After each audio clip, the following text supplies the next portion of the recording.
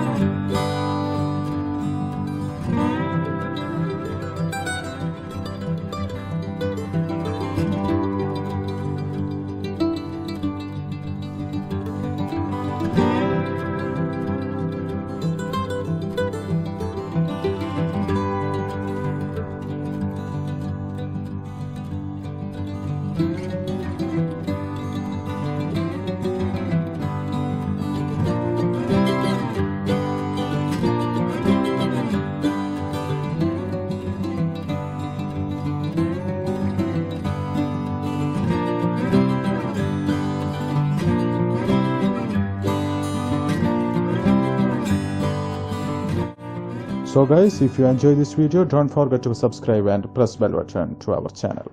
Thank you.